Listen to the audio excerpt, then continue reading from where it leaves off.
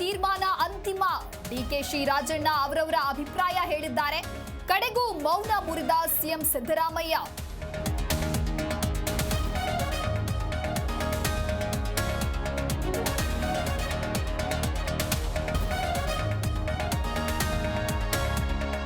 ಡಿಸಿಎಂಗೆ ಕೊಂಬಿದೆಯಾ ಇಲ್ವಾ ಅಂತ ಪಕ್ಷ ತೀರ್ಮಾನಿಸುತ್ತೆ. ಬದಲಾವಣೆ ಬಗ್ಗೆ ಗೊತ್ತಿಲ್ಲ ಎಂದ ಡಿಕೆ ಸುರೇಶ್. ರಾಜಣ್ಣ ಹೇಳಿಕೆಗೆ ಗೌರವ ಅಂದ್ರು ಚಂದ್ರಶೇಖರ್.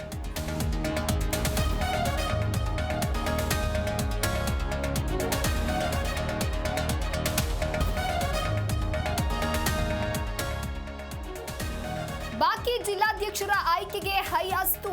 ಆಯ್ಕೆ ಗೊಂದಲವಾದ್ರೆ ನೋಡ್ಕೊಳ್ತೀವಿ, ಕೆಲಸ ಮುಗಿಸಿ.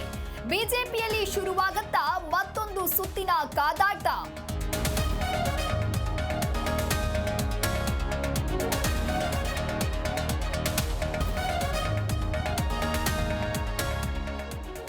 ರಾಜ್ಯದ ಜನರಿಗೆ ಕಾದಿದೆ ಮತ್ತೊಂದು ಬೆಲೆ ಏರಿಕೆಯ ಶಾಕ್. ಬಸ್ ಮೆಟ್ರೋ ಬಳಿಕ ಹಾಲಿನ ದರವೂ ಏರಿಕೆಗೆ ಸಿದ್ಧತೆ.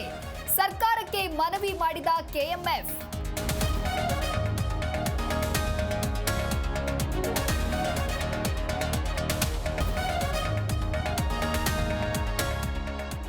ಯೂಟ್ಯೂಬರ್ ರಣವೀರ್ ಅಲ್ಲಾಭಾದಿಯಾಗೆ ರಿಲೀಫ್. ಅಸ್ಸಾಂನಲ್ಲಿ ದಾಖಲಾಗಿದ್ದ ಎಫ್ಐಆರ್ಗೆ ಸುಪ್ರೀಂ ಸ್ಟೇ.